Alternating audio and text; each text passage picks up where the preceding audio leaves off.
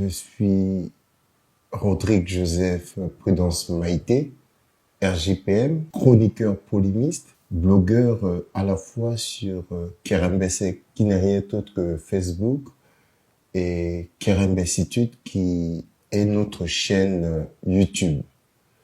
Au-delà de tout ça, je suis doctorant en diplomatie.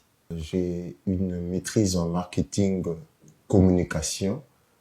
C'est ce qui fait que je m'adonne facilement à la communication. D'aucuns pensent que je suis journaliste de formation. Non, j'ai juste fait la communication et j'aime bien communiquer. Donc, c'est fort de cette formation que par le passé, j'écrivais des articles de presse. Un temps soit peu, j'ai créé en 2015 un quotidien à Bangui qu'on appelle communément Essor. Donc, nombreux sont ceux qui me connaissent comme étant un directeur de publication. Mais avant même d'aller à Bangui, je tenais un journal en ligne avec un de nos confrères qui a une très belle plume. Je veux parler de Guy-José Kossa. Donc, j'écrivais sur son site en ligne qu'on appelle Les Plumes.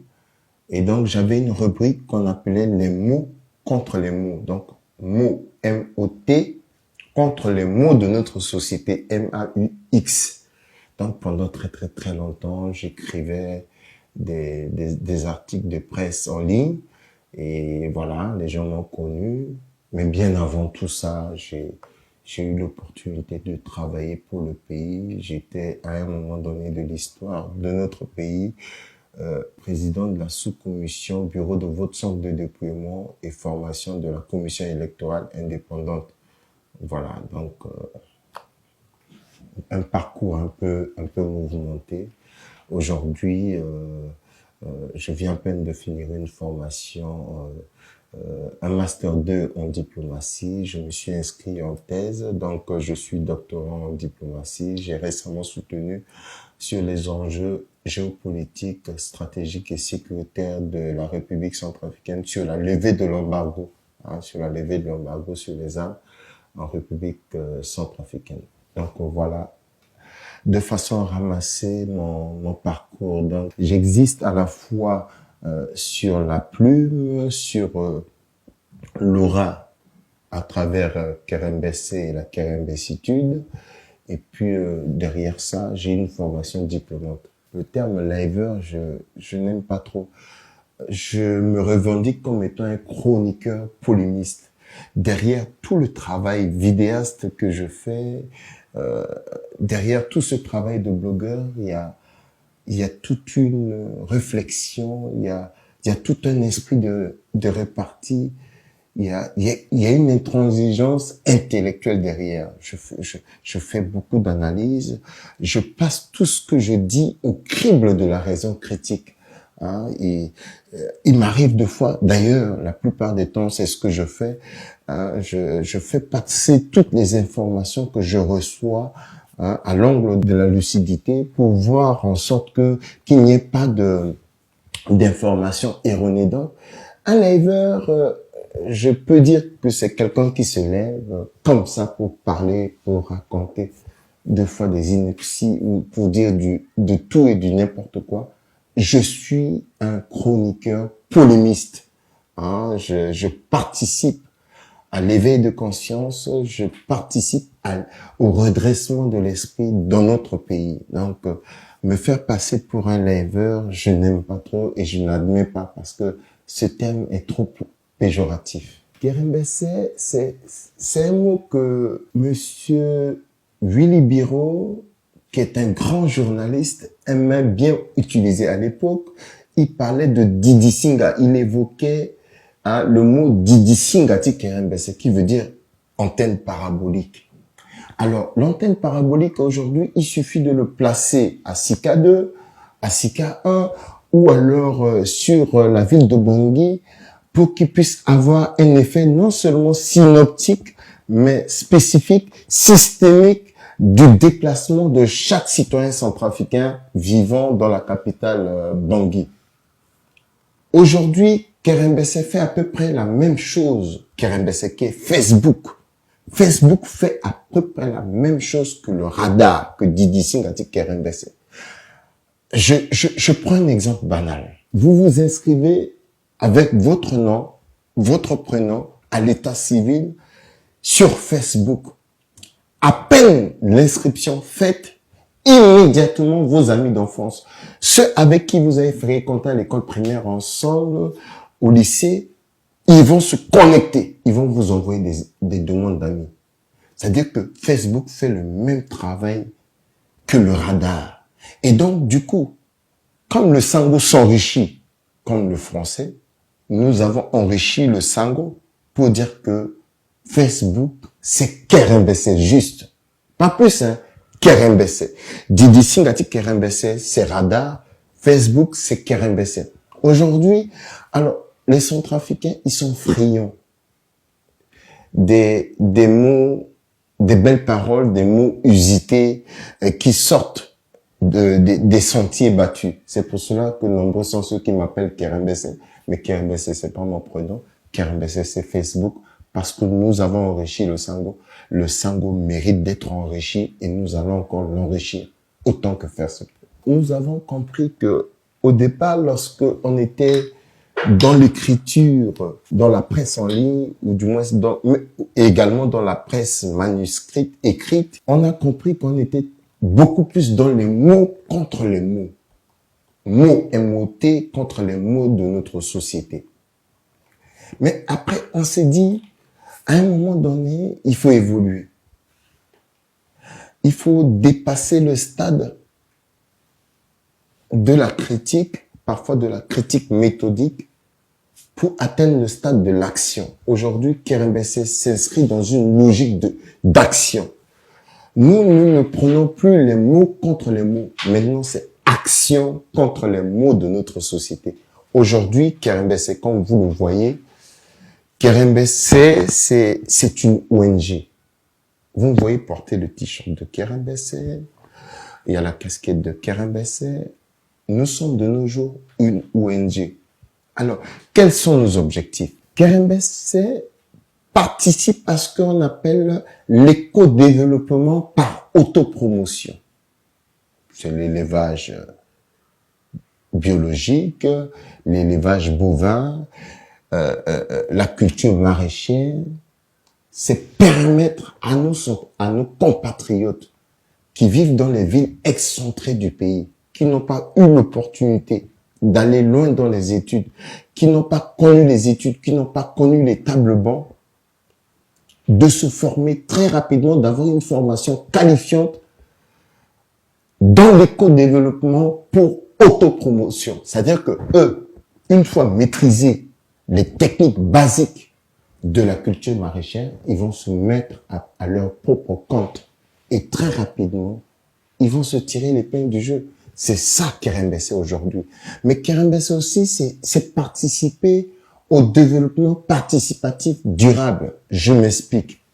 On arrive par exemple à Zemio. On trouve un natif du Zemio qui est en classe de terminale. Très intelligent, mais qui ne peut pas continuer ses études pour la simple raison que son papa et sa maman n'ont pas de moyens. Mais nous savons tous que ce jeune garçon est en classe de terminale ou peut faire aisément la classe de terminale. Qu'est-ce que Kerembesse, qui est une ONG, fera? Mais c'est de l'encourager, c'est de le soutenir jusqu'à l'université de Bangui. Mais c'est de ne pas rester à ce niveau.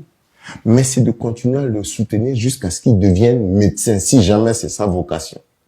Et une fois médecin, Kerembesse va l'encourager à repartir dans une des villes excentrées du pays pour pouvoir continuer à être acteur de son propre développement là où il est, c'est-à-dire que soigner les fils du pays. Aujourd'hui, presque tous les médecins, ils sont tous à Bangui.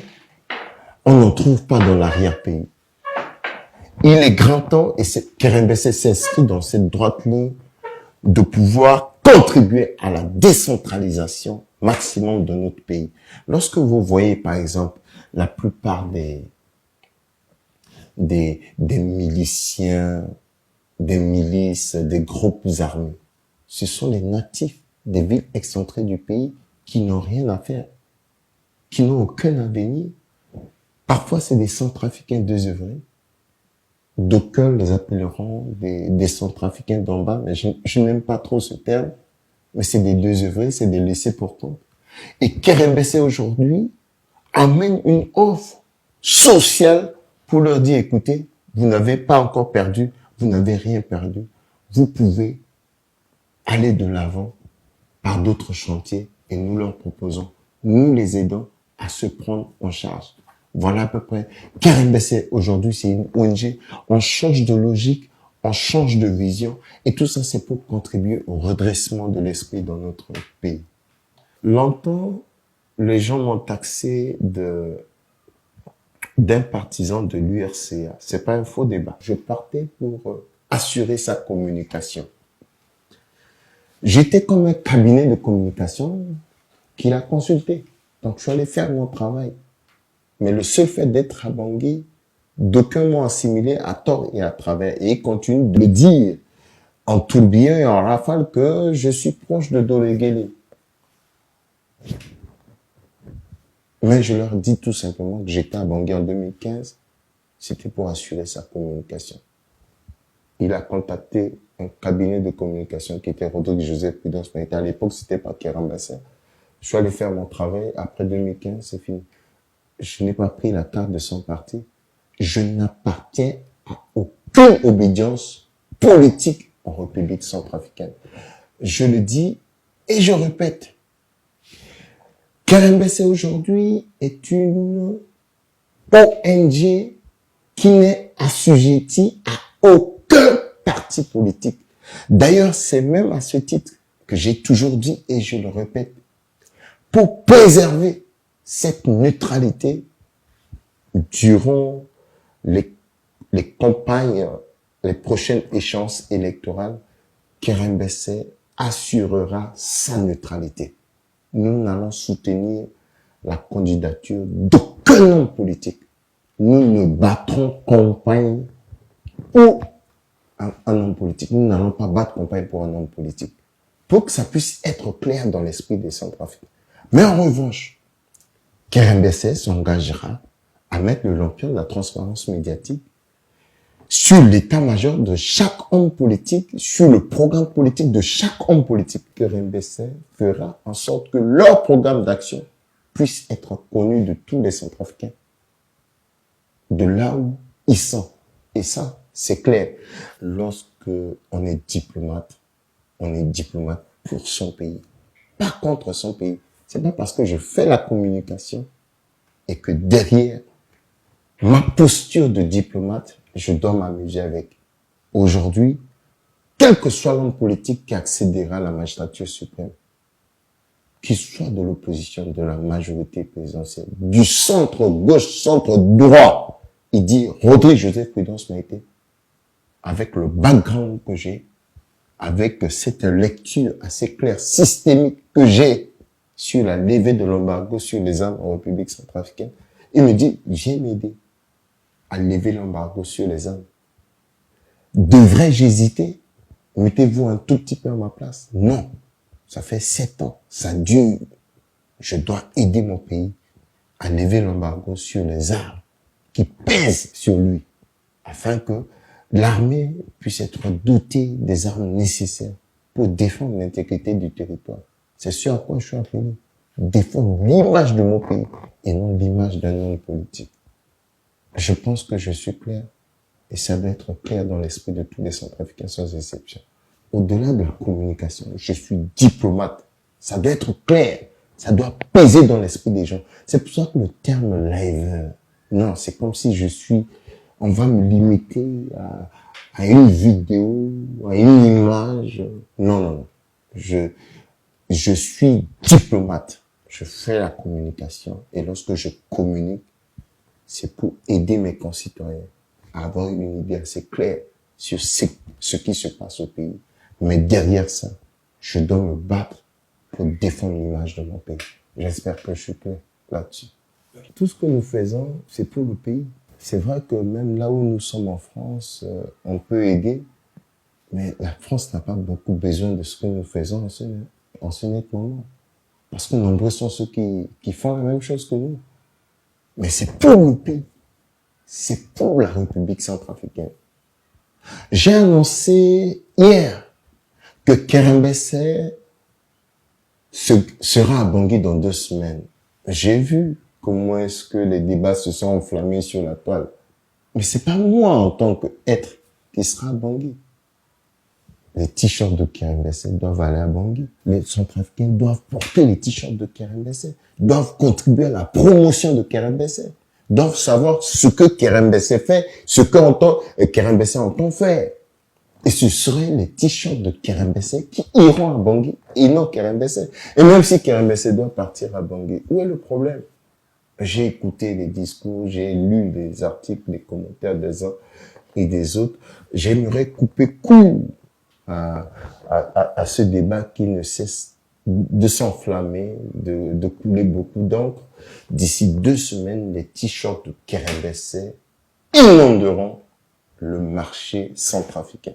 Le hic ne se trouve pas derrière les t-shirts, mais ce serait derrière le pragmatisme que Kérin Bessé apportera en République centrafricaine pour contribuer à la reconstruction nationale.